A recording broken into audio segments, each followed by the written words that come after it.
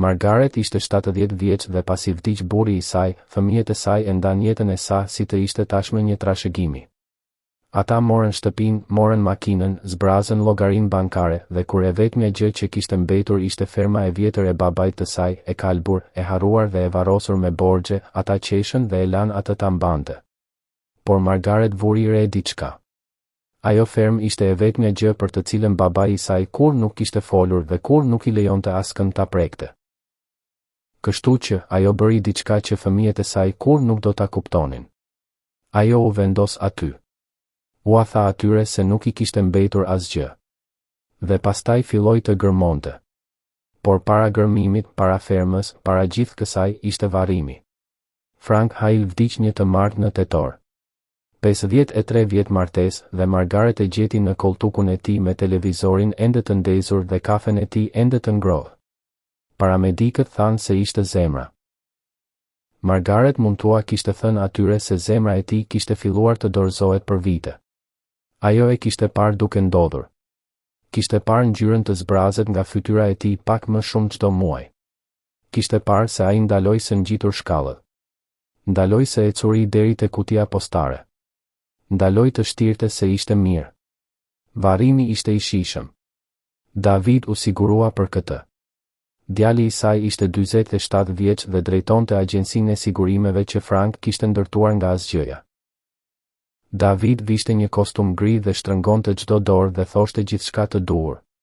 Karen, e bia e saj, 44 vjeç, qëndronte pranë tij me një fustan të zi dhe përla, duke fshirë syt me një shami letre që nuk i duhej kurrë në të vërtetë. Erdhën 300 persona. Margaret qëndroi pranë kibit dhe i falenderoi secilin. Këmbët i dhimbnin. Kraharori i ndjej bosh, por ajo qëndroi aty sepse kjo ishte ajo që bënte ti qëndronte. 2 javë më vonë, David thiri një takim familjar.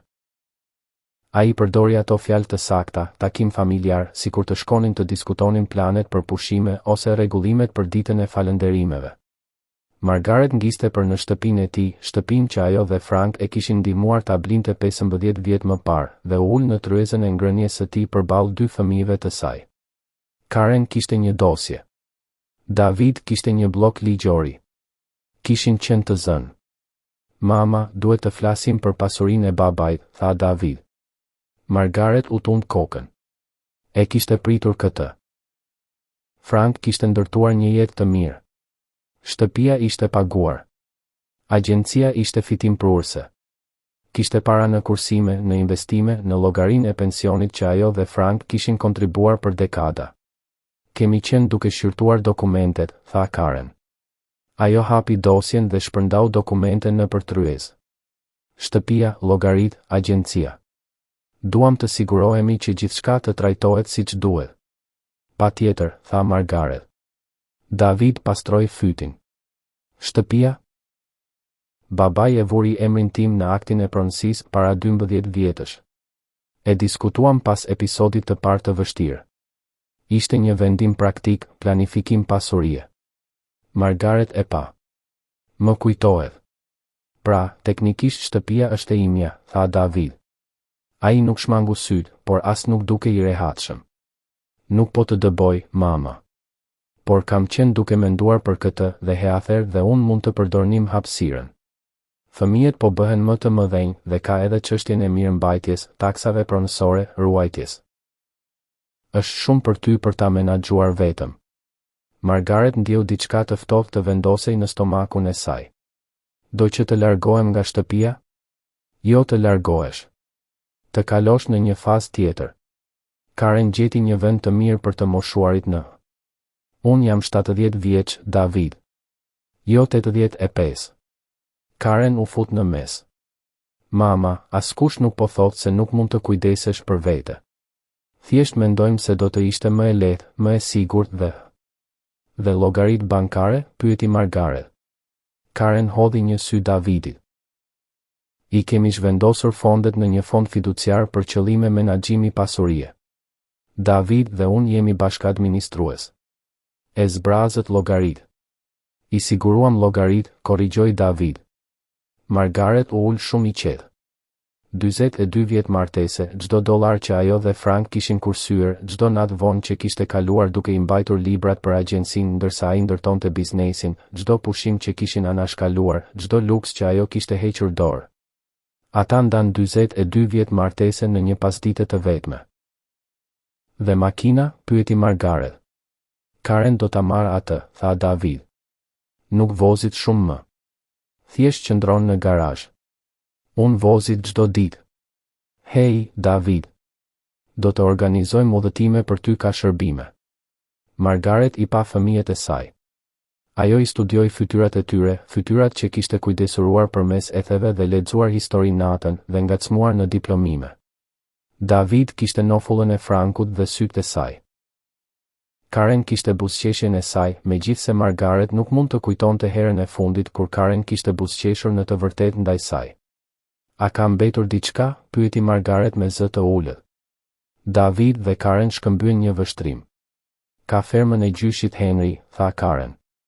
Ajo pothuajse qesh kur tha këtë. Ajo në kërcavë. Babai gjithmonë thoshte se ishte e pavlerë. Qarku dërgoi letra për taksat e prapambetura disa vjet më parë. Ne nuk u përgjigjëm. Sa për taksat e prapambetura? David kontrolloi shënimet e tij. Rreth 11.000. Prona vlerësohet në më pak se taksat e borxhit. Askush nuk do ta blinte atë. Thjesht qëndron aty duke kalbur. Margaret u tund kokë ngadalë. Do ta marr unë. David fryri sytë. Të marrësh çfarë? Fermën. Do ta marr fermën. Karen u përkul përpara. Mama, nuk ka asgjë atje. Shtëpia po shembet. Nuk ka ujë. Nuk ka. Ti the se është e imja. Babai im ma la atë mua. Jo një fond fiduciar. Jo ty mua. Është e pavlefshme. David tha, atëherë nuk do të shqetësoj nëse e mbaj. Asnjëri prej tyre nuk u kundërshtua. Pse do e bënin? Kishin marrë gjithçka që kishte rëndësi. Shtëpinë, paratë, makinën, agjencinë. Ferma ishte një shaka, një copë letër që përfaqësonte një borxh që askush nuk donte ta paguante. Margaret la shtëpinë e Davidit atë mbrëmje me çantën e saj, pallton e saj dhe orën xhepi të babait të saj. Ajo e kishte bartur atë orë që kur vdiq Henry 22 vjet më parë. Ishte prej tungji, e rënd, me 4 numra të gdhendur në pjesën e pasme që ajo gjithmonë kishte supozuar se ishin një datë. Babai I saj ja kishte shtyrë në duar gjatë vizitës së fundit në fermë kur ajo ishte 48 vjeç dhe ai po vdiste nga emfizema. Mbaje këtë, kishte thënë ai. Do ta dish kur të duhet. Ajo nuk e kishte kuptuar se çfarë nënkuptonte ai. Ende nuk e kuptonte, por ajo e mbajti atë. Margaret qëndroi në dhomën e mysafirëve të Davidit për 3 javë. Ata e bën atë ta ndjente atë çdo ditë. Heather, gruaja e Davidit, psherti kur Margaret përdori kuzhinën. Nipërit u thanë të qëndronin të qetë sepse gjyshja kishte nevojë për pushim, që në të vërtetë nënkuptonte se gjyshja ishte në rrugë. David la broshura për strehime për të moshuarit në komodinë. Kopshte të diellit, livadhe të qeta, vende me emra të krijuar për t'ju bërë të harroni se po ju vendosnin jashtë. Në ditën e 22 Margaret paketoi valixhen e saj. Një valixhe. Gjithçka që zotëronte futesh brenda saj. Ajo mori një autobus Greyhound nga Shkup për në një qytet të quajtur Diber në Kërçov. Bileta kushtoi $37. Autobusi mbante erë naftë dhe tapiceri të vjetër. Margaret u ul pranë dritares dhe pas rrugën duke u kthyer në Kërçov. Periferitë e sheshta duke I dhënë vend maleve të rrumbullakta dhe pemëve të zbrazura. Ajo nuk qau.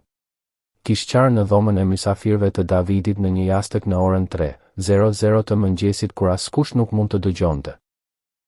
Tani e kishte mbaruar me atë. Diberi nuk ishte shumë.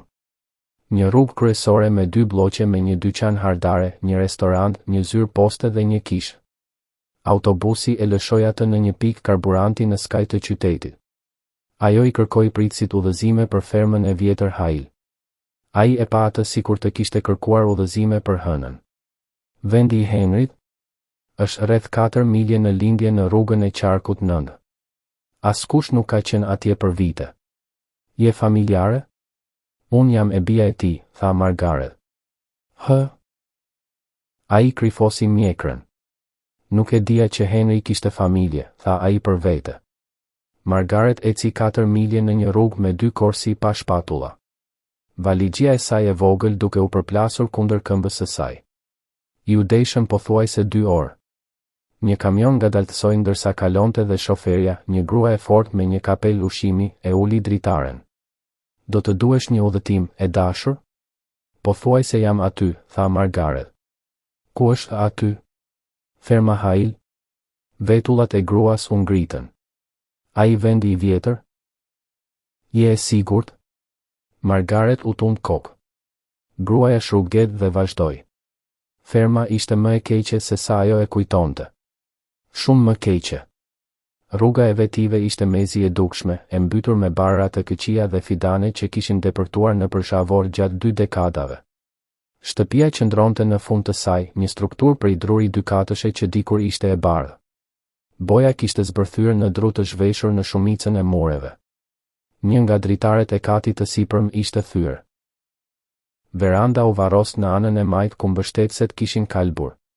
Pas shtëpisë qëndronte hambari i kuq dikur, tani një gri i motit. Kulmi kishte shembur pjesërisht në skajin jugor. Një dryncë varej në derën kryesore, i ndryshkur por i paprekur. Margaret qëndroi në fund të rrugës së vetive dhe i pa të gjitha. 11.000 në taksa të prapambetura. Një shtëpi që mund të mos mbjetonte dimrin. Një hambar që babai i saj e kishte mbajtur të kyçur gjatë gjithë jetës së saj. Ajo mori valigjen e saj dhe eci deri te dera e përparme. Nuk ishte e kyçur. Gjithmonë kishte qenë e pa kyç. Henry kur nuk e kyçiste shtëpinë, vetëm hambarin. Brenda, pluhuri mbulonte gjithçka. Ajri mbante erë të ndenjur, të bllokuar. Ajo e vendosi valigjen poshtë në korridor të hyrjes dhe eci nëpër dhoma. Kuzhina ende kishte pjata në dollap, pjata me një model lulesh të kaltër që Margaret i kujtonte nga fëmijëria. Dhoma e ndenjes kishte karrigen e babait të saj, një koltuk lëkure i vjetër i pozicionuar pranë dritares ku ai mund të shihte hambarin. Vatra kishte hi në të. 22 vjet të vjetra, ajo gjeti kutinë e siguresave dhe ndëroi qelsin kryesor. Asgjë nuk ndodhi. Ajo provoi rubinetin e kuzhinës. I thatë. Margaret u ul në buzë të karriges së babait të saj dhe pa nga dritarja drejt hambarit. Ajo ishte 70 vjeç. Kishte $47. Nuk kishte makinë, asnjë plan telefoni, asnjë të ardhur. Fëmijët e saj kishin marrë gjithçka dhe i kishin dhënë asaj këtë, një rënoj. Por ajo ishte këtu. Dhe për arsye që nuk mund t'i shpjegonte plotësisht, të qenit këtu i ndjehej më shumë si shtëpi se sa dhoma e mysafirëve e Davidit kur. Atë natën e parë, Margaret fli mbi një dyshek të zhveshur në dhomën e gjumit të babait të saj. Dysheku mbante erë pluhuri dhe leshi të vjetër, por mbante peshën e saj. Ajo e mbuloi veten me një jorgan që gjeti në dollap, një që nëna e saj kishte bërë para se Margaret të lindte. Qepjet po prisheshin në disa vende, por ishte i ngrohtë. Ajo u zgjua në agim me zërin e zogjve, zogj të vërtet, të afërt dhe me zë të lartë, jo tingujt e mbytur të qytetit me të cilët kishte jetuar për dekada. Ajo qëndroi shtrirë aty për një kohë të gjatë, duke dëgjuar. Pastaj u ngrit dhe filloi të pastronte.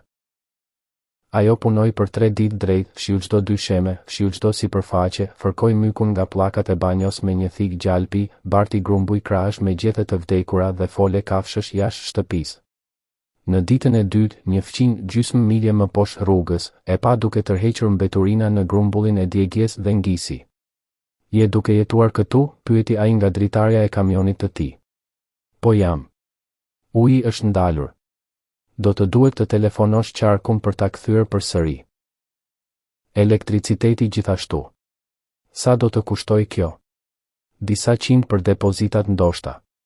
Margaret i falenderoi. Ajo kishte $47. 200 ishte një mur që nuk mund ta kapërcente.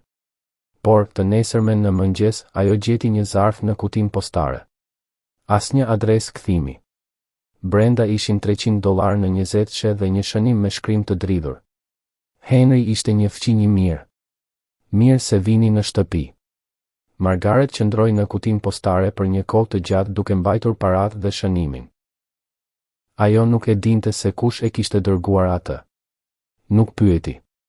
Ajo telefonoi qarkut atë pasdite nga telefoni i fqinjit dhe i ktheu ujin dhe energjinë elektrike. Deri në fund të javës së parë, shtëpia ishte e banueshme. Jo e rehatshme, jo e bukur, por e banueshme. Uji rrjedhi kafe për 20 minutat e para, pastaj u kthye i kthjellët.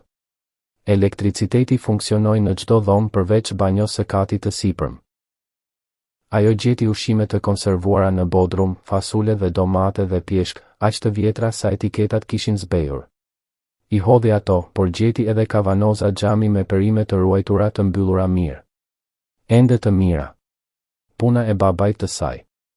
Margaret gatuci vaktin e saj të parë në sobën e vjetër me gaz. Fasule dhe oriz me krip dhe një konserv domatesh që kishte bler në dyqanin hardare në qytet, i cili shitiste gjithashtu një përzgjedhje të vogël ushqimesh. Ajo hëngri në tryezën e kuzhinës dhe pa nga dritarja drejt hambarit. Hambari. Babai i saj kur nuk e kishte lëshuar brenda, asnjëherë në fëmijërinë e saj të tërë. Kjo është punëtoria ime, thoshte ai. Nuk ka asgjë për vajza të vogla aty. Kur ajo ishte 12 vjeç, u përpoq të shikonte përmes një të çarë në murin anësor. Henry e kishte kapur dhe e kishte ngritur zërin, herën e vetme kur kishe e bërtitur ndaj saj. Ajo kur nuk e kishte provuar përsëri. Tani ajo ishte 70 vjeç dhe Henry ishte zhdukur, dhe hambari qëndronte aty me dryndzën e tij të ndryshkur si një pyetje që askush nuk e kishte përgjigjur. Në mëngjesin e 8, Margaret eci te hambari me një çekan kthetrash. Ajo e ngjiti atë pas pjesës së dryngjës dhe e tërhoqi. Vida mbajtën për një moment, pastaj u shqyn nga druri i kalbur. Dryngja u përplas në tokë. Ajo hapi derën. Drita e ditës ra në brendësi. Trarët e shembur qëndronin në një rëmuj në anën jugore ku kulmi kishte shembur.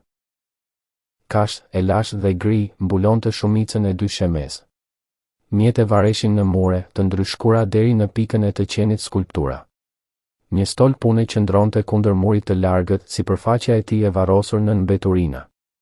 Margaret hyri me kujdes brenda, duke testuar çdo hap.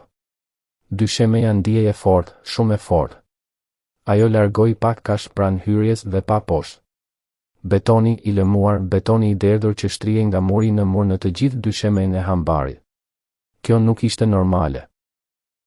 Hambarët kishin dysheme dhe ose dhe të ngjeshur ose ndonjëherë dërasa druri. Nuk kishin beton të derdhur. Jo përveç nëse dikush po përpiqej të mbante diçka poshtë të mos gjendej. Margaret eci gjithë dyshemen duke larguar kashtën ndërsa shkonte. Betoni ishte i qëndrueshëm. Pa çarje, pa qepje, qartësisht i bërë nga dikush që dinte se çfarë po bënte. Pranë këndit verilindor, ajo vuri re se sipërfaqja ishte paksa ndryshe. Më e lëmuar, më e re, ndoshta, megjithse ende dekada të vjetra. Dhe kur ajo stomakte mbitë, tingulli ndryshoi. Bosh. Margaret u ul në gjunjë dhe shtypi veshin e saj në beton. Ajo trokiti me nyjet e gishtërinjve. Tingulli jete përsëri, i thellë dhe jehonor, sikur të kishte një dhomë poshtë. Ajo u ul prapa mbi thembra dhe pa dyshemen. Babai i saj kishte derdhur një dysheme betoni në hambarin e tij dhe kishte vulosur diçka poshtë saj.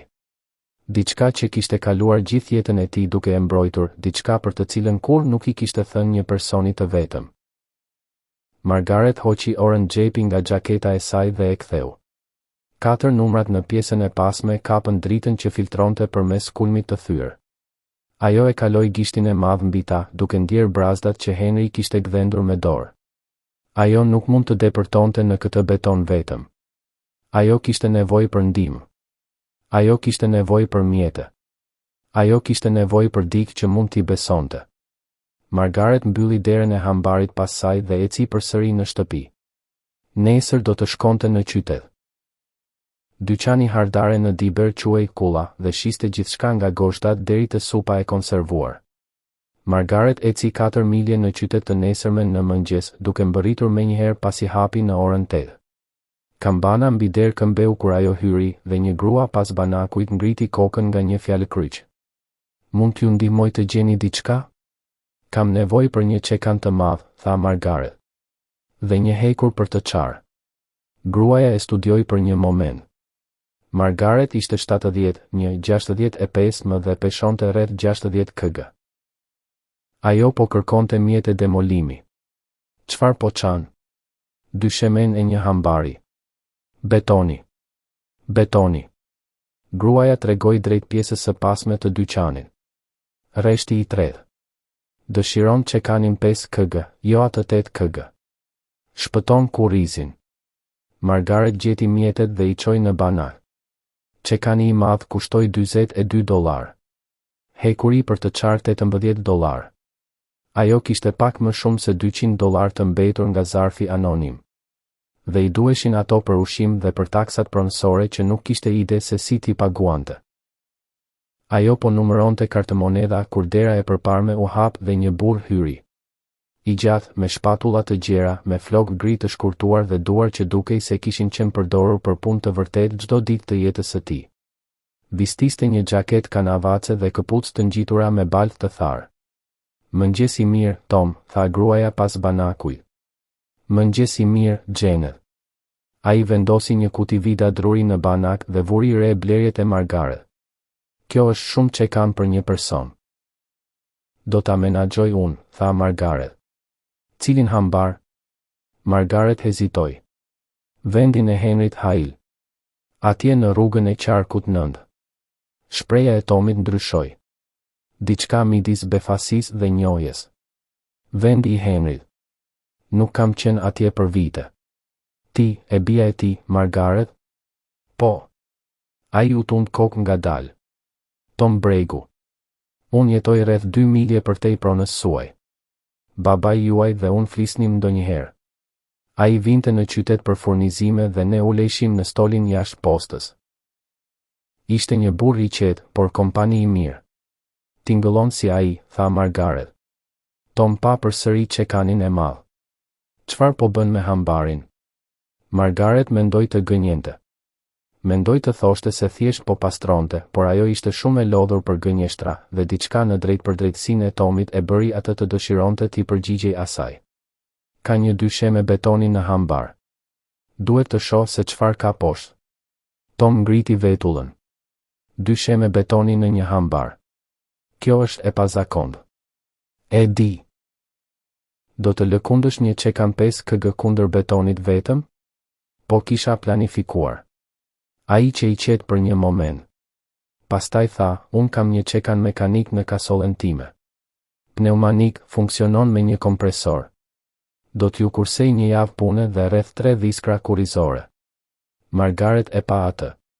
Pse do më ndihmosh?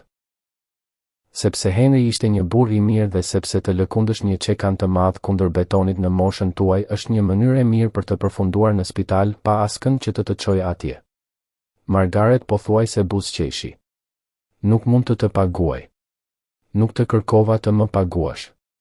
Tom mori kutinë e tij të vidhave. Do të vi nesër në mëngjes. Ora 7 ju përshtatet? Ora 7 përshtatet. Tom Bregu mbërriti në orën 6. 45 të mëngjesit tjetër duke ngasur një kamion fort të përbytur me një kompresor dhe çekan mekanik të lidhur në platformë. Margaret kishte gati kafe të bërë në një aparat që kishte gjetur në dollapin e kuzhinës. Ishte kafeja e parë e vërtet që kishte bërë në fermë dhe erë e saj mbushi shtëpinë. Ata u ulën në verandë dhe pinë në heshtje. Mëngjesi ishte I freskët, qielli një gri I zbetë dhe fushat rreth fermës shtriheshin të sheshta dhe bosh në çdo drejtim. Unë ndihmova babain tuaj ta riparoj këtë verandë rreth 30 vjet më parë, tha Tom. Ai bëri shumicën e punës vetë. Thjesht kishte nevojë për dikë që të mbante dërasat ndërsa ai gozhdonte. Ai ndërtonte gjëra, tha Margaret. Gjithmonë duke ndërtuar, gjithmonë duke punuar në diçka. Ai thjesht kur nuk tha çfarë. Tom e përfundoi kafen dhe vendosi filxhanin në parmend. Le të shkojmë ta shohim atë dysheme. Brenda hambarit, Tom eci perimetrin ndërsa Margaret shikonte. Ai largoi kashtën, studioi betonin, u ul në gjuhë. Një dhe trokiti mbitën në disa vende. Kur arriti në këndin verilindor ku Margaret kishte dëgjuar jehen boshe, ai u ndal. Ka diçka poshtë këtu, tha ai.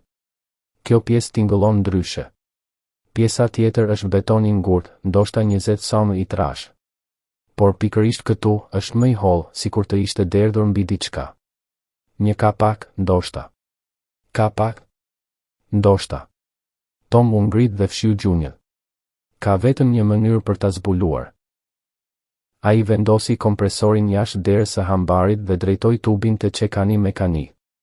Zhurma ishte e madhe, duke jehonuar në muret e hambarit, duke dridhur mjetet në varset e tyre. Margaret qëndroi larg dhe pa ndërsa Tom drejtoi pikën e dalë në beton pranë këndit verilindor. Copa fluturuan. Pluhuri mbushi ajrin. Margaret lidhi një leckë mbi hundën dhe gojën. Tom punoi me metodë, duke thyrë një sipërfaqe prej 1 metri katror, duke hequr shtresa betoni që u coptuan në rënoja. Pas 40 minutash, dalja goditi diçka të ndryshme. Një kërcitje metalike u dëgjua në hambar, e mbret dhe e qartë mbi gjëmimin e çekanit. Tom fik kompresorin. Heshtja ndjehej e madhe. Ai u ul në gjunjë dhe fshiu mbetjet e betonit me duar. Margaret u afrua. Poshtë betonit të thyrë, çeliku gri i zbet shkëlqeu në drigë. Është një kapak, tha Tom. Pllak çeliku, ndoshta 2 cm e trash. Duket si e klasit ushtarak. Ata pastruan më shumë beton, duke zgjeruar vrimën derisa kontura e plot e kapakut të ishte e dukshme. Ishte afërsisht 2 metra katror, e vendosur në një kornizë çeliku që ishte buluar në një themel betoni poshtë dyshemesë së hambarit. Një dryngje e rëndë siguronte një mandall në anën e afërt. Tom u ul prapa dhe fshiu ballin me mëngën e tij. Babait e vendosi këtë këtu. Nuk ishte këtu kur isha fëmijë. Ose nëse ishte, unë kur nuk e dija. Kjo është një instalim serioz, Margaret. Kjo nuk është diçka që një fermer vendos në hambarin e tij për të ruajtur patate. Margaret hoqi orën xhepi nga xhaketa e saj. Ajo e ktheu dhe pa 4 numrat në pjesën e pasme. Ajo e kishte bartur këtë orë për 22 vjet dhe ata numra gjithmonë kishin qenë një mister. Jo një datë, jo një vit, thjesht 4 shifra që babai i saj kishte gërvishtur në tunç me një dorë të qëndrueshme. Më lër të provoj diçka, tha ajo. Ajo u ul në gjunjë pranë kapakut dhe shënoi kombinimin. Majtas në numrin e parë, djathtas në të dytin, majtas në të tretin, djathtas në të katërtin. Dryngja klikoi dhe u hap. Tom e pa atë. Margaret pa dryngjën. Duart e saj po dridheshin. Për këtë ishte ora, tha ajo me zë të ulët. Ma dha kur po vdiste. Tha se do ta dija kur të më duhej. Tom zgjati dorën drejt mandallit. Do që unë ta hap? Jo. Margaret vuri duart në çelik. Unë do ta bëj. Kapaku ishte i rëndë. Tom e ndihmoi ta ngrinte dhe ai u kthye prapa në mentesha të trasha që kishin rënkur nga dekada mos përdorimi. Ajri i freskët ngjiti nga hapja, i lagësh dhe i mbret me një erë që Margaret nuk e njohu. Diçka e ëmbël, diçka kimike, diçka e vjetër. Poshtë tyre, një shkallë çeliku zbriste në errësirë. Unë do të zbres i pari, tha Tom. Jo, Margaret. Ky është i babait tim. Çfarëdo që të jetë poshtë, ai ma la mua. Unë do të zbres e para. Tom i dha dritën e tij elektrike. Margaret kap. Margaret kapuçi shkallën e sipërme dhe u ul në hapje. Shkallët ishin të forta, të buluara në mur dhe këpucët e saj gjetën çdo një pa problem. Ajo numëroi ndërsa zbriste. 8 shkallë, rreth 3 metra poshtë. Këmbët e saj prekën një dysheme betoni. Ajo ndezui dritën elektrike dhe rrezja përhapi errësirën. Margaret ndaloi së marri frym. Folli ishte i madhërishëm. Shtrihej në gjatësi dhe gjerësi të plot të hambarit sipër, një dhomë e gërmuar thellë në argjilën e kërçovës dhe e veshur me mure betoni të derdhur. Tavani ishte i përforcuar me trar çeliku. Ajri ishte i freskët dhe i thatë, i kontrolluar në mënyrë të përsosur nga ndonjë sistem ventilimi që ajo mund të dëgjonte duke gëzhuar dobët në mure. Dhe duke mbushur hapësirën, një rresht pas tjetrit nga dyshemeja deri në tavan, ishin një siraftesh prej druri, qindra prej tyre, secila e ngarkuar me shishe xhami. Mira shishe, secila e mbyllur me dyll. Secila mbante një etiket të shkruar me dorë. Margaret eci përpara dhe tërhoqi një shishe nga rafti më i afërt. Xhami ishte i trash, vula e dyllit e paprerë. Etiketa, e shkruar me shkrimin e kujdesshëm të babait të saj, thoshte, rezerv Hail 1958, fuqi 7, shishe 43. Ajo e ngriti në dritën elektrike. Lëngu brenda ishte me ngjyrë të qelbur të errët, whisky i kthjellët i përsosur. Babai i saj kishte qenë duke bërë whisky. Tom zbriti pas saj. Drita e tij elektrike ju bashkua asaj dhe ata qëndruan krah për krah në mes të një dhome që nuk duhej të ekzistonte. I rrethuar nga mijëra shishe që nuk duhej të ishin aty. Zoti i madh, tha Tom me zë të ulët. Margaret eci raftet. Shishet ishin të organizuara sipas vitit. Ajo gjeti etiketa që datonin nga 1951 deri në 1968. 18 vjet prodhimi, të shishëzuara me kujdes, të ruajtura me kujdes dhe të harruara me kujdes. Duhet të ketë 5.000 shishe këtu poshtë, tha Tom. Ai kishte qenë duke numëruar raftet. Ndoshta më shumë. Margaret vendosi shishën përsëri në raft. Mendja e saj po punonte, duke përpunuar, duke u përpjekur të kuptonte. Babai i saj, Henry Hail, fermeri i qetë që kur nuk e ngriti zërin, që riparoi traktorin e vet dhe gardhet e veta, që jetoi thjesht dhe vdiq me asgjë në bank, kishte qenë duke drejtuar një operacion distilimi nën hambarin e tij për gati 2 dekada. Toka nuk i jep sekretet e saj njerëzve që janë me nxitim. Margaret kishte pritur 70 vjet për këtë. Ajo gjeti stolin e punës pranë shkallës. Ishte i pastër, i organizuar, i paprekur nga kalbja që kishte marrë hambarin sipër. Mjet e vareshin në mure me gosht, tuba bakri, gota, një grup hidrometrash precizioni qëndronin në një raft druri dhe në qendër të stolit, të shtypur nga një shishe xhami e rënd, ishte një zarf. Margaret e mori atë. Letra ishte e verdhë por e paprekur, e ruajtur nga temperatura konstante e follit. Emri i saj ishte shkruar në pjesën e përparme me shkrimin e dorës së babait të saj. I njëjti shkrim i kujdesshëm që ajo njonte nga etiketat e shisheve, nga listat e blerjeve që ai lëshonte mbi banakun e kuzhinës, nga kartat e ditëlindjeve që dërgonte çdo vit deri në ditën kur vdiq. Ajo e ktheu zarfin. Vula ishte dyll, e shtypur me diçka që dukej si një monedhë. Ajo e thyeu dhe tërhoqi letrën. Tom qëndronte në një distancë respektuese. Ai fik dritën elektrike dhe priti në errësirë, duke i dhënë asaj çfarëdo privatësie mund të ofronte një dhomë nëntoksore. Margaret filloi të lexonte. Margaret, nëse je duke lexuar këtë, unë jam larg. Dhe unë të detyrohem të tregoj të vërtetën pse kur nuk isha babai që meritove. Ajo u mbështet në stolin e punës dhe vazhdoi të lexonte. Unë e fillova këtë në 1949. Lufta kishte mbaruar dhe unë u ktheva në shtëpi pa asgjë. Nëna jote dhe unë jetonim në një shtëpi 2 dhome me një dysheme dheu dhe një pus që thahej çdo gusht. Kishim 24 hektar tokë që nuk rritnin asgjë me vlerë për shitje. Dhe unë kisha një aftësi që kisha mësuar nga babai im në male. Unë dija si të bëja whisky. Ishte e palishme, sigurisht. Krim federal, krim shteti, krim qarku, nuk kishte rëndësi. Unë isha 24 vjeç dhe gruaja ime ishte shtatzën me ty dhe unë nuk mund ta ushqeja atë me atë që fitonte ferma. Kështu që unë ndërtova një distilues në pyjet pas pronës dhe fillova të gatuaja. Doli që unë isha i mirë në të. Më i mirë se i mirë. Bourboni që bëja ishte i pastër, i butë, i vjetëruar siç duhet. Fjala u përhap. Burra vinin nga Peshkopia, nga Gostivari, nga aq larg sa Prishtina për të blerë atë që unë po bëja. Unë ngarkova çmime të larta dhe i mora ato. Deri në 1953 kisha para të mjaftueshme për të ndërtuar këtë foll.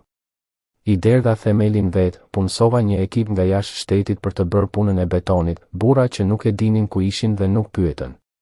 E gërmova me dorë, Margaret. Çdo lopat argjile, çdo kovë dheu. Më mori 2 vjet, por kur u përfundua, kisha një dhomë që askush nuk e dinte. Në një hambar që askujt nuk i interesonte, në një fermë që askush nuk e shite. Unë bëra whisky për 18 vjet. Nëna jote e dinte. Ajo ndihmoi me shishëzimin në ditët e hershme, përpara se shëndeti i saj të përkeqësohej. Ne ruajtëm gjithçka këtu poshtë, të vjetëruar në fuqi lisi të bardhë, të shishëzuar dhe të vulosur kur ishte gati. Mund të kisha shitur të gjithë dhe të kisha jetuar i pasur.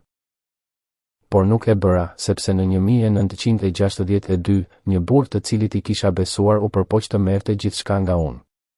Margaret ktheu faqen. Shkrimi i dorës u bë më i ngjeshur, më i kontrolluar. Emri i tij nuk ka rëndësi tani. Ai ishte partneri im, shpërndarësi im dhe miku im. Ose kështu mendova. Ai u bë lakmiqar, donte një pjesë më të madhe. Kur unë thash jo, ai kërcënoi të më denonconte. Kur kjo nuk funksionoi, ai erdhi në fermë me 2 burra dhe u përpoq të merrte atë që unë kisha ndërtuar. Unë bëra atë që më duhej për të mbrojtur familjen time. Nuk do të shkruaj detajet. Nuk I ke nevojë ato. Por pas asaj nate, unë mbylla gjithçka. Bulosa follin, derdha beton mbi kapakun dhe kur më nuk e preka. Një burr që I tregon botës gjithçka ka, është një burr që tashmë e ka humbur atë. Kështu që unë I tregova botës asgjë. Jetova me atë që bënte ferma. Ngasja një kamion të vjetër. Vesha të njëjtat çizme derisa u coptuan. Dhe e mbajta këtë sekret të varrosur duke pritur për personin e vetëm të cilit I kisha besuar aq sa ta gjej. Ai person je ti, Margaret. Margaret e uli letrën. Duart e saj ishin të qëndrueshme tani. Dridhja kishte ndaluar diku rreth faqes së dytë, e zëvendësuar nga diçka më e qetë, diçka që ndjehej si njohje. Ajo shikoi përreth follit. 5.000 shishe whisky, disa prej tyre gati 70 vjeç, të bëra nga një burr që do të jetonte varfër sesa të rrezikonte humbjen e vajzës së tij. Zëri I Tomit erdhi nga errësira. A je mirë? Margaret e palosi letrën dhe e vuri në xhepin e xhaketës së saj pranë orës. Babai im nuk ishte një fermer, tha ajo. Ai ishte një distilues dhe e kaloi të gjithë jetën duke fshehur një pasuri nën këtë hambar për ta mbajtur të sigurt. Tom që I qet për një kohë të gjatë. Pastaj tha, çfarë do të bësh? Margaret pa rreshtat e shisheve që shtriheshin në errësirë. Secila e vulosur, secila e etiketuar, secila me vlerë që ajo nuk e dinte çfarë, por mund ta gjeni. Do ta gjej se çfarë vlen, tha ajo.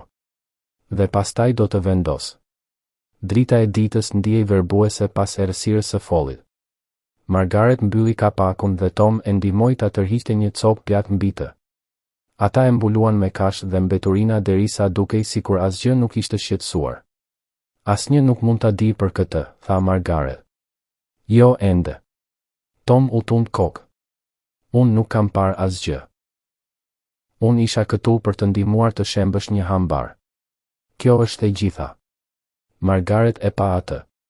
Këtë burr që ajo e njihte për 3 ditë, që kishte ardhur me një çekan mekanik dhe një filxhan kafe dhe nuk kishte kërkuar asgjë në këmbim. Faleminderit, Tom.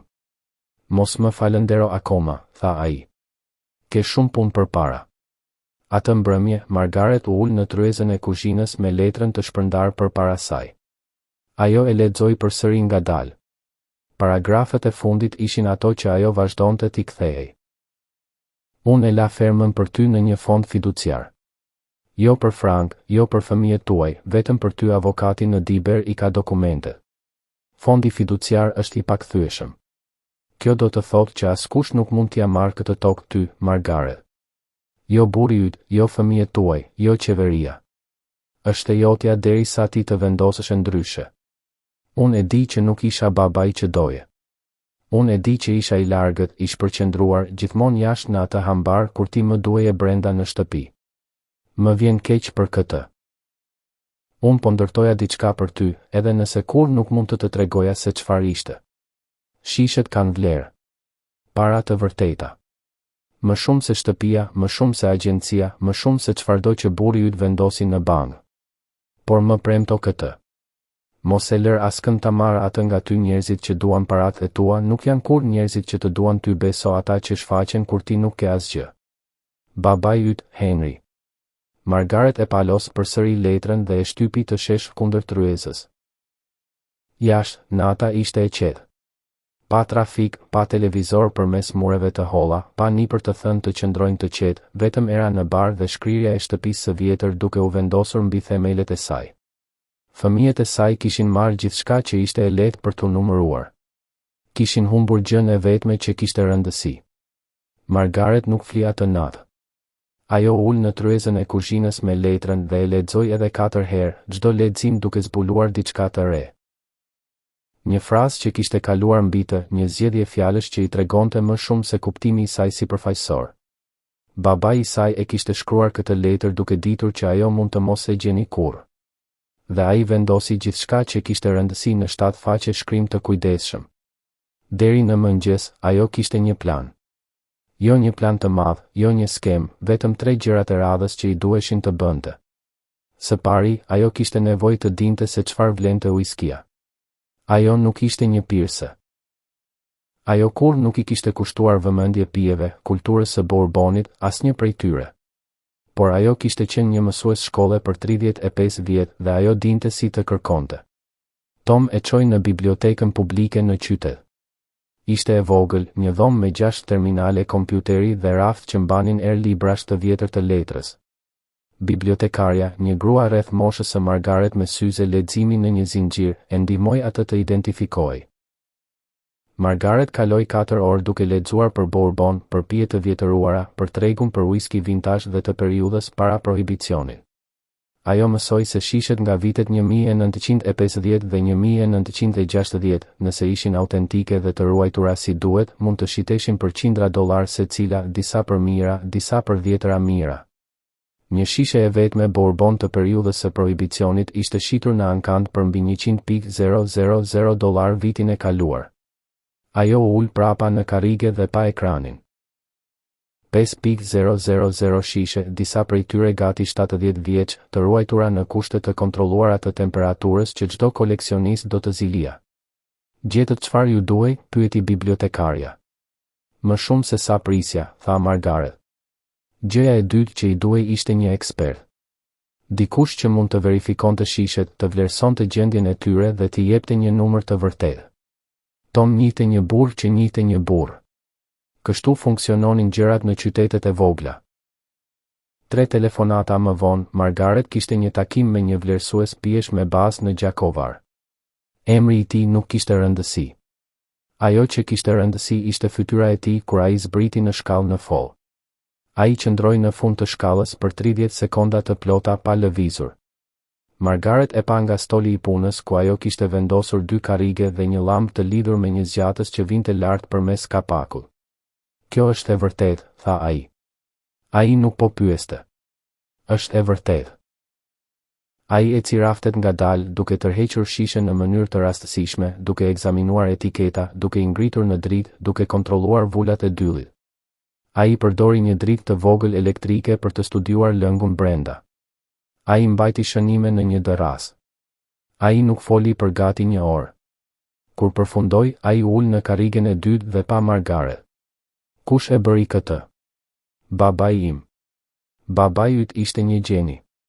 Cilësia, vjetërimi, kushtet e ruajtjes, teknika e shishëzimit. Kam parë koleksione muze me më pak kujdes të vënë në to. Sa? Pyeti Margaret. Ai vendosi derrasën e shënimeve mbi gjurin dhe fërkoi fytyrën.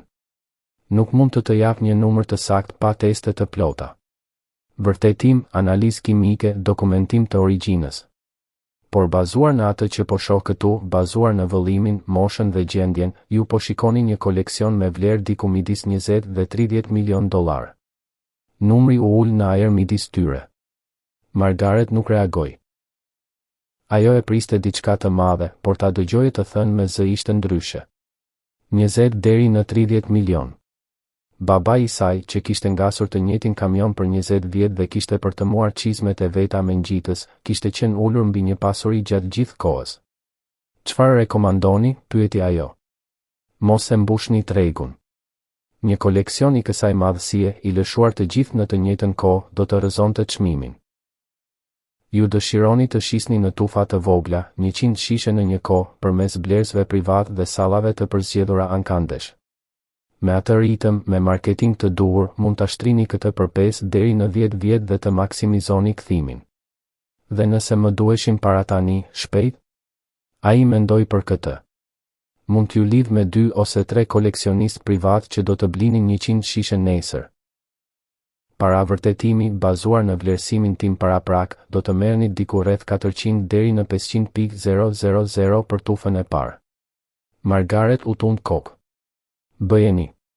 Vlerësuesi latë pasdite me 10 shishe për teste laboratorike dhe emrat e 3 koleksionistëve për të cilët tha se do të ishin shumë të interesuar. Margaret e përshëndeti deri te makina e tij dhe i shtrëngoi dorën. Mbajeni këtë të qetë, tha ajo. Askush tjetër nuk ka nevojë të di akoma. Diskrecioni është pjesë e biznesit tim, zonjë. Tom po priste në verandë kur ajo u kthye brenda. E po, tha ai. 20 deri në 30 milion. Tom nuk tha asgjë për një kohë të gjatë. Ai pa fushat, gardet e thyera, hambarin me kulmin e shembur. Pastaj pa Margaret. Babai yt ishte diçka tjetër. Ishte. Margaret u ul në karrige pranë tij. Unë e kalova të gjithë fëmijërinë duke menduar se ai ishte thjesht një burr i qetë që e donte hambarin e tij më shumë se familjen e tij. Doli që ai po ndërtonte diçka. Ai thjesht nuk mund të më thoshte çfarë. Çfarë më pas? Unë paguaj taksat pronësore. Unë e rregulloj këtë shtëpi. Dhe unë gjej se si ta mbaj këtë të qetë sa kohë për ta bërë siç duhet. Gjëja e tretë që Margaret kishte nevojë ishte avokati që babai i saj kishte përmendur. Emri i tij ishte në letër së bashku me adresën e një firme në rrugën kryesore në Diber. Ajo shkoi të nesërmen në mëngjes. Zyra ishte mbi zyrën postale, e arritur nga një shkallë e ngushtë që kërciste në çdo hap. Avokati që babai i saj kishte përdorur ishte pensionuar prej kohësh, por i biri kishte marrë praktikën.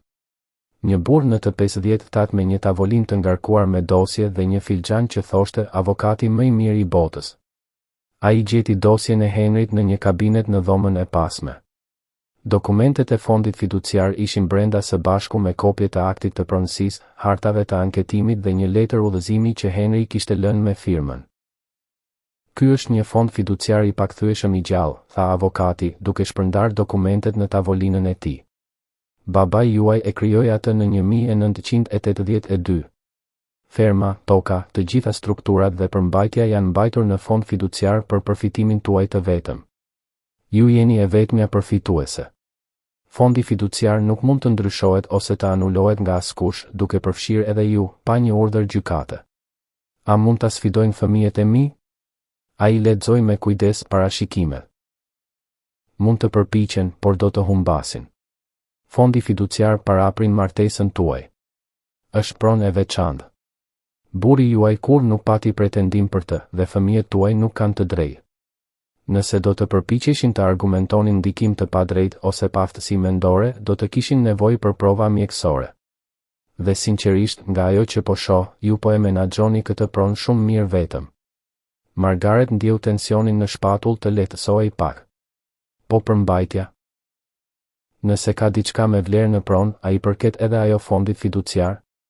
Gjithçka brenda kufive të pronës së fondit fiduciar i përket juaj. Strukturat, mineralet, të drejtat e ujit dhe çdo pronë personale e lënë nga dhuruesi. Babai juaj ishte i tërthort. Ai mbuloi gjithçka. Margaret i falenderoi, i paguaj tarifën e konsultimit me para në dorë dhe eci përsëri në fermë. Gjatë 3 javëve të ardhshme, Margaret punoi. Ajo paguaj taksat e prapambetura të pronës me një çek të bankës nga të ardhur. Atë e para të një shitjeje të vogël private. 40 shishe të shitura për një koleksionist në Gjakovar për $160.000. Taksat ishin 11.000. Ajo i paguaj plotësisht plus vlerësimin e vitit aktual. Ajo hapi një llogari bankare në qytet dhe depozitoi pjesën tjetër. Ajo punsoi një mjeshtër për të përtëmuar çatinë e shtëpisë. Ajo e bëri të inspektonin tubacionet dhe sistemin septik. Ajo bleu një kamion të përdorur nga një parkim në qytet. Një Chevrolet 10 vjeçar me ndryshk në parvaza, por me një motor të fortë. Tom e ndihmoi atë të rregullonte gardhin përgjatë rrugës dhe të pastronte rrugën e vetive. Ferma filloi të duket sikur dikush jetonte aty. Margaret nuk u tha fëmijëve të saj. Ajo nuk telefonoi Davidin. Ajo nuk telefonoi Karen. Për herë të parë në dekada, ajo nuk ndiu nevojën të raportojë vendodhjen e saj ose të justifikojë vendimet e saj për këdo.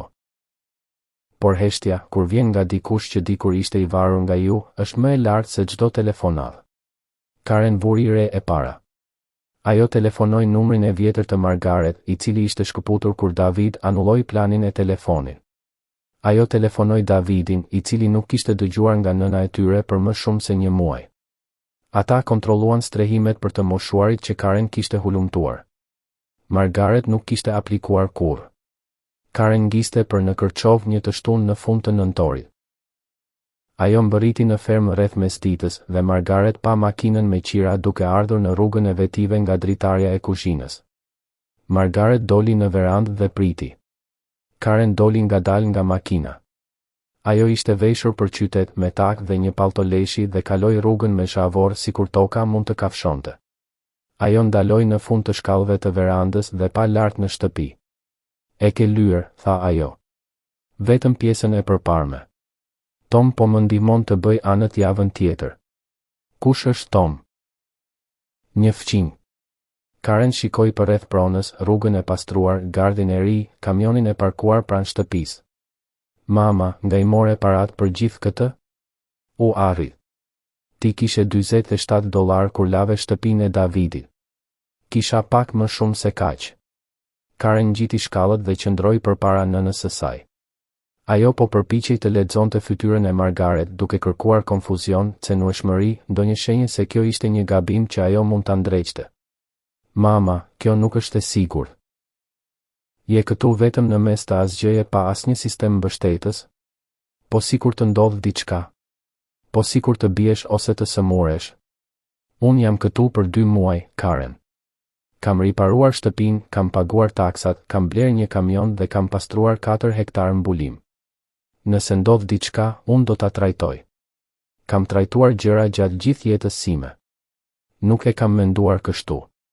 Çfarë ke menduar? Goja e Karen hapej dhe mbyllej. Ajo nuk kishte një përgjigje që t'i ngëllonte e arsyeshme, kështu që provoi një qasje tjetër. David është i shqetësuar. David nuk më ka telefonuar asnjëherë. Ai ka qenë i zënë me agjensinë.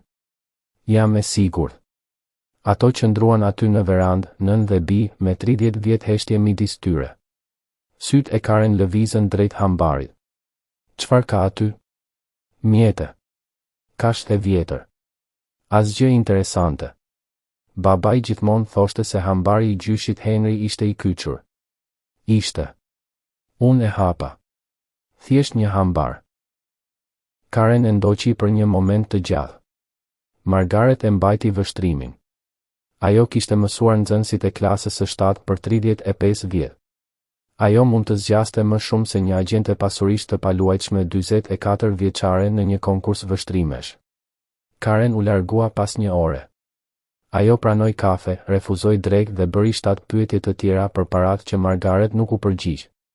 Ajo përqafoi Margaret në makinë shpejt dhe u largua. Margaret pa makinën derisa u zhduk. Pastaj shkoi brenda dhe telefonoi Tom.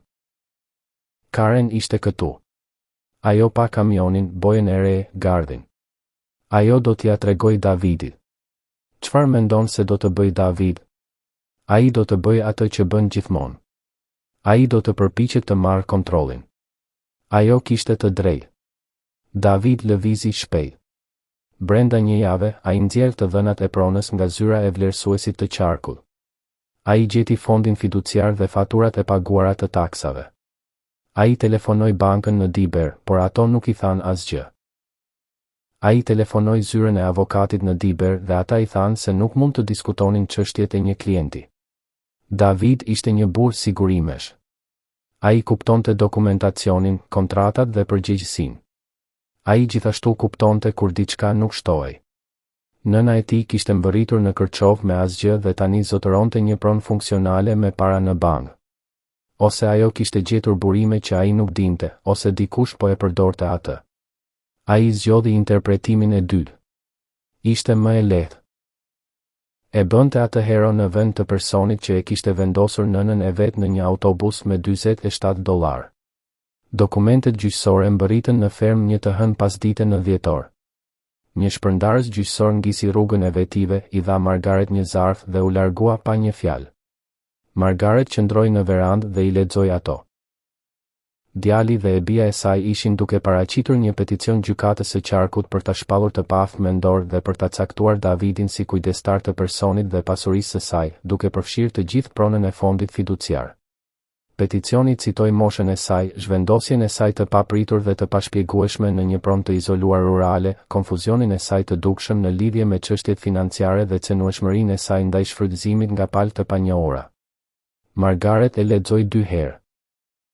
Pastaj e palosi dhe shkoi brenda dhe u ul në tryezën e kuzhinës. Ajo nuk ishte e frikësuar. Ajo nuk ishte e lënduar. Këto ndjenja kishin djegur javë më parë në dhomën e mysafirëve të Davidit, në pjesën e pasme të autobusit Greyhound, në netët e para të ftohta në fermë kur ajo nuk kishte asgjë dhe askën. Ajo që ndjente tani ishte qartësi. Fëmijët e saj kishin marrë gjithçka që ajo kishte ndarë vullnetarisht dhe tani po vinin për gjën e vetme që nuk kishte. Ajo mori telefonin dhe telefonoi. Tom, kam nevojë për ndihmën tënde, tha ajo. Dhe do të më duhet ai avokat. Tom erdhi atë mbrëmje. Margaret bëri kafe dhe ata u ulën në tryezën e kuzhinës me dokumentet gjyqësore të shpërndara midis tyre. Tom I lexoi ngadalë, duke kthyer çdo faqe me të njëjtin kujdes të qëndrueshëm që përdorte kur mate lënë druri. Ata po të quajnë të paaftë, tha ai. Po bëjnë. Ti ke paguar 11.000 në taksa të prapambetura, ke riparuar një shtëpi ferme, ke bler një kamion dhe ke menaxhuar një pronë vetëm për 2 muaj, dhe ata po thonë se nuk mund të marrësh vendime. Nuk ka të bëj me atë që mund të bëj, Tom. Ka të bëj me atë që kam. David ndjen parash. Ai nuk e di nga po vinë dhe kjo e frikson. Kur David friksohet, ai bëhet agresiv. Tom I palosi dokumentet dhe I vendosi poshtë. Avokati në qytet, a I beson ati? A I e njihte babain tim. A I e kupton fondin fiduciar. Atëherë duhet ta shohësh atë të parën gjë në mëngjes. Dhe Margaret duhet t'i thuash gjithçka për follin, shishet, vlerësuesin, të gjitha. Nuk mund ta luftosh këtë me gjysmën e informacionit në tryezë. Ajo e dinte që ai kishte të drejtë. Ajo kishte vepruar me instinkt që nga dita kur mbërriti, duke marrë vendime një nga një, duke reaguar në vend që të planifikonte. Kjo e kishte çuar deri këtu. Por një sallë gjyqësore ishte ndryshe. Një sallë gjyqësore kërkonte dokumentacion, precedent dhe një histori të qartë. Të nesërmen në mëngjes, Margaret ngiste për në zyrën e avokatit me dokumentet gjyqësore në një kuti banke që kishte paketuar natën e kaluar. Brenda kutis ishin letra e Henryt, dokumentet e fondit fiduciar, raporti paraprak I vlerësuesit dhe faturat për çdo dollar që kishte shpenzuar që nga mbërritja në qytet, pagesa e taksave, riparimet e shtëpisë, kamioni, ushimet, çdo transaksion I dokumentuar, çdo vendim I llogaritur. Avokati lexoi peticionin e kujdestarisë ndërsa Margaret u ul përballë tij dhe priti. Kur përfundoi, ai e vendosi poshtë dhe tundi kokën.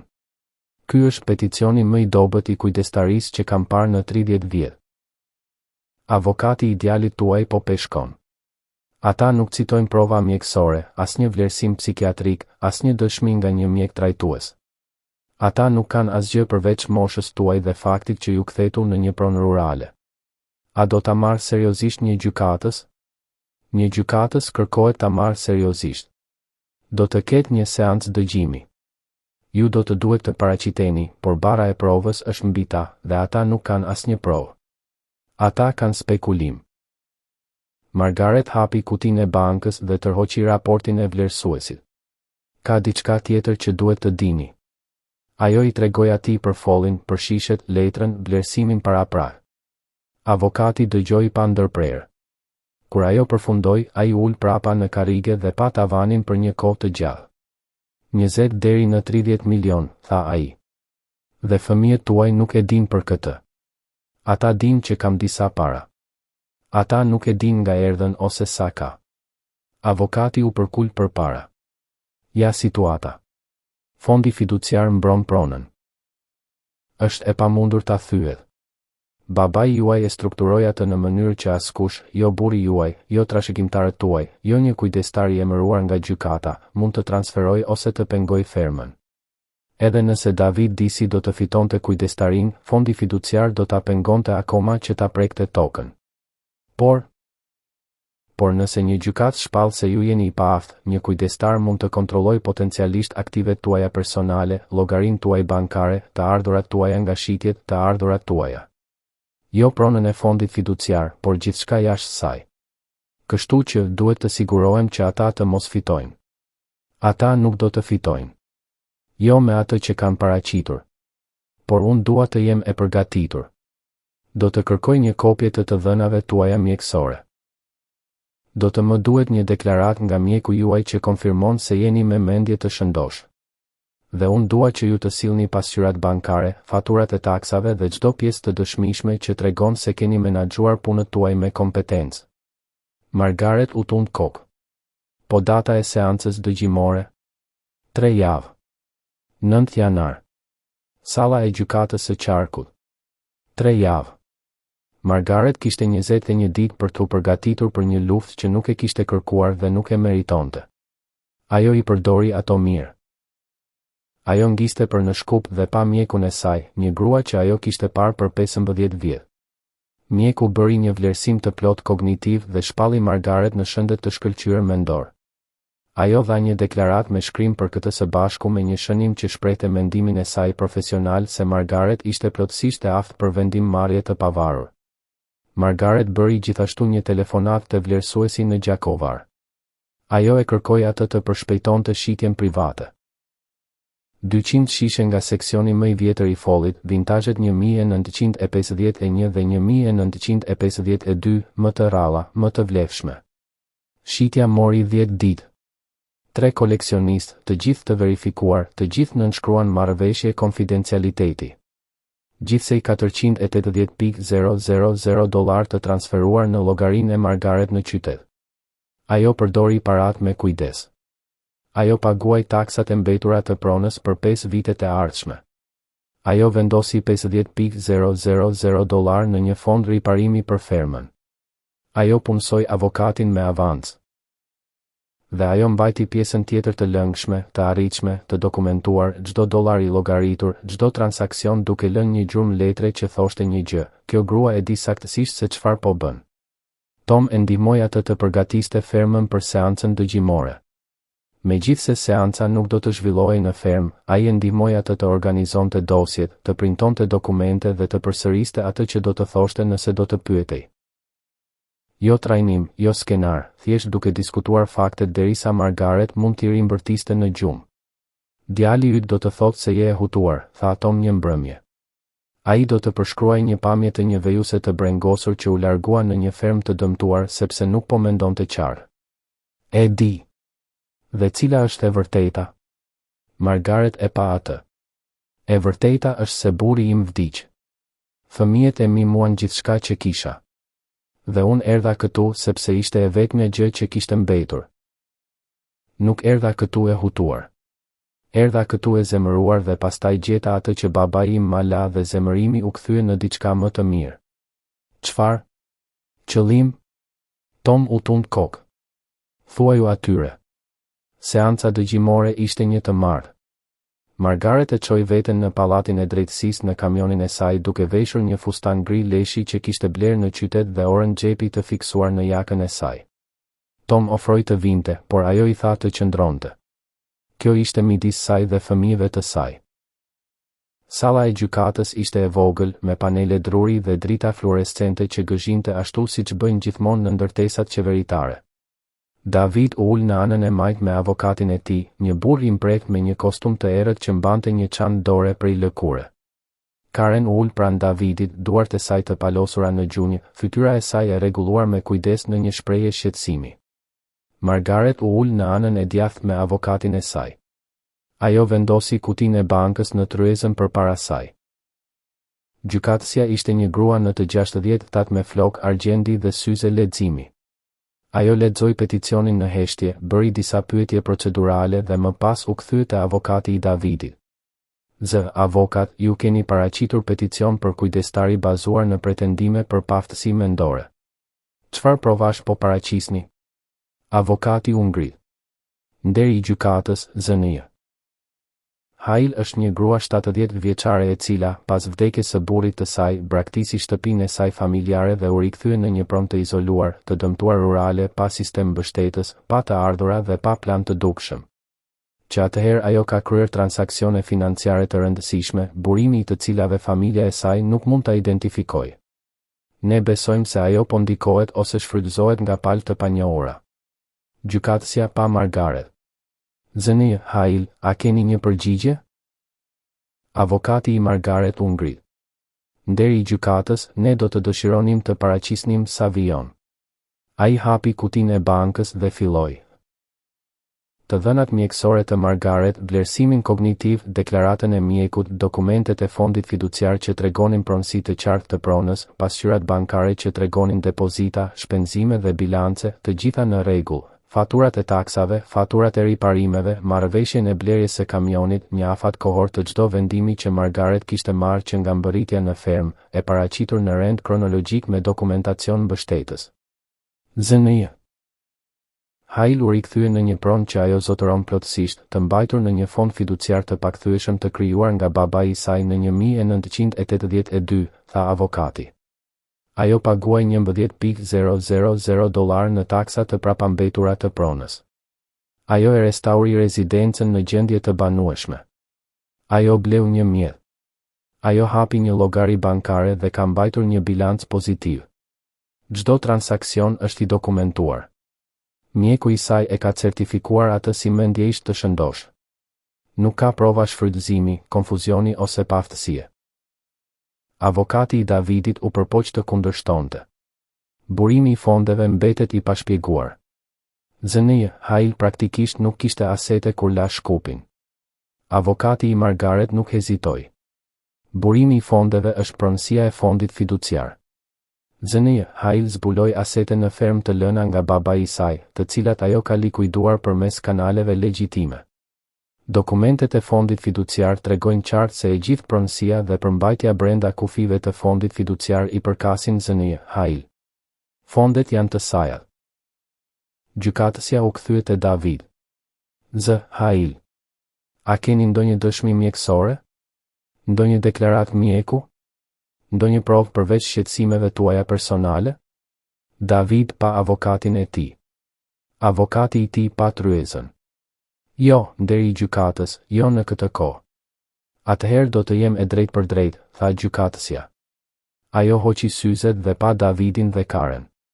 Ky peticion nuk ka bazë mjekësore. E përgjigjura ka demonstruar menaxhim të qartë, të qëndrueshëm dhe kompetent të punëve të saj. Unë po e hedh poshtë peticionin. Ajo ndaloi.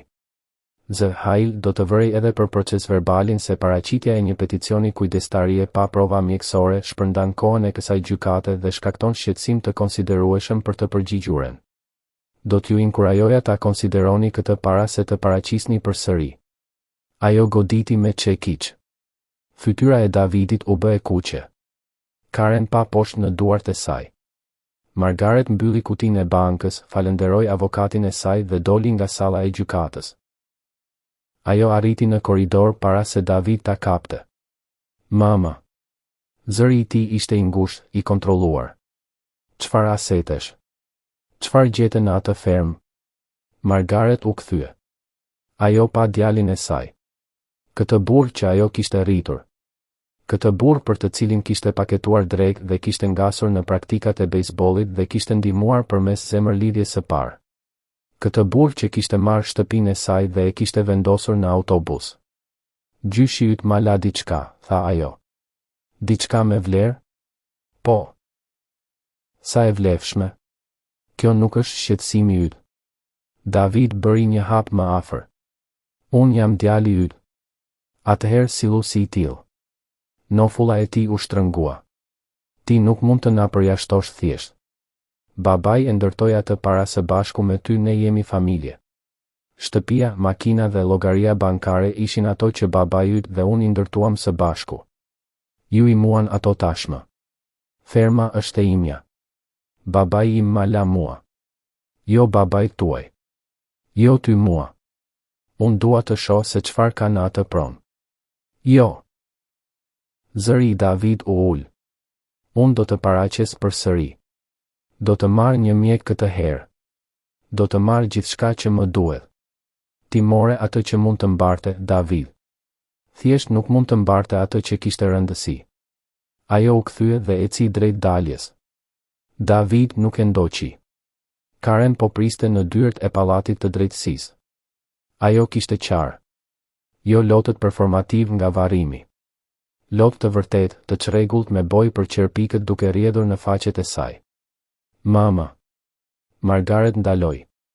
Më vjen keq. Më vjen keq për atë që bëm. Më vjen keq që mora makinën dhe llogaritë. Më vjen keq që e lash Davidin të më binte për kujdestarin. Unë e dija që ishte gabim. E dija. Gjithë kohën. Margaret studioi fytyrën e vajzës së saj.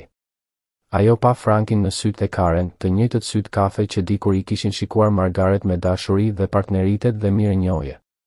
Ajo pa vajzën e vogël që kishte ngjitur në gjithë çdo mbrëmje për histori natën. Ajo pa gruan që kishte harruar se nga erdhi. Pse e bëre? Pyeti Margaret. Karen fshiu fytyrën me pjesën e pasme të dorës. Nuk e di. David tha se ishte praktike. Ai tha se do të kujdeseshit për ju. Ai tha se ne po ju mbronim ju dhe unë doja ta besoja atë. Unë doja të besoja se ne nuk po thjesht po merrnim nga ju. Por po e bënit. Po. Zëri i Karen ishte mezi i dëgjueshëm. Po e bënim. Ato qëndruan në hollin e pallatit të drejtësisë. Njerëz duke ecur për. Margaret u kthye në fermë. Ditët e saj nuk ishin më të gjata ose më të shkurtra se më parë, por tani ato ishin plotësisht të saja. Shishet e mbetura në fol qëndronin të vulosura, një trashëgimi e qetë e pritur. Qendra në Diber kishte rritur, ndihmuar edhe më shumë njerëz. Tom vinte çdo të mërkur dhe të premte, dhe bisedat e tyre në verandë kishin kthyer heshtjen e dhimbshme në një kompani të re. Karen kthehej një herë në muaj, fillimisht e ndrojtur, pastaj me një shpresë të re. David nuk vinte dhe nuk telefononte. Porta mbeti e hapur dhe Margaret, e cila kishte mësuar prej babait të saj se çfarë do të thotë të presësh, nuk e mbylli kurrë. Një pasdite vonë pranvere, Margaret qëndroi në prag të hambarit të hapur. Era ngjente erën e tokës së lagur dhe barit të ri. Ajo mbylli sytë dhe e dëgjoi atë, jo heshtjen e dëshpërimit, por paqen e diçkaje të përfunduar, të ruajtur mirë dhe të pranuar plotësisht. Isha këtu, mendoi ajo. Dhe përfundimisht, kjo ishte mjaft. Ishte më se mjaft. Ishte gjithçka.